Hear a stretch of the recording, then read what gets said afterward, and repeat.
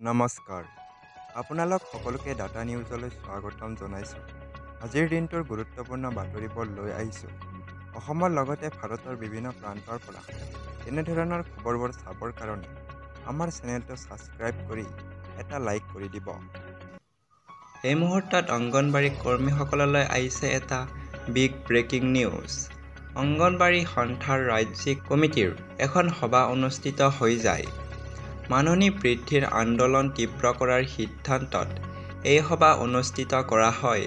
এই সভাত কয় যে পোষণ খোলা-নোখোলা সন্দৰ্ভত চূড়ান্ত সিদ্ধান্ত বিষয়ববীয়াসকলে ল'ব। ২৬ তাৰিখৰ ভিতৰত অনলাইন সভা কৰি চূড়ান্ত সিদ্ধান্ত জনোৱা হ'ব। বিষয়ববীয়াসকল সঞ্চালক জিলা আয়ুক্তৰ পৰা যদি কিবা নিৰ্দেশ আহে আমাৰ ফালৰ পৰা জনাই দিব যে এতিয়া অসহযোগ আন্দোলন চলি আছে। অসম ৰাজ্যিক অংগনবাড়ী কৰ্মী আৰু সহায়িকা সন্থাই মাননি বৃদ্ধি নোহোৱালৈকে আন্দোলন চলাই যাব। কাৰো ভাবুকি কেৰেপ নকৰে।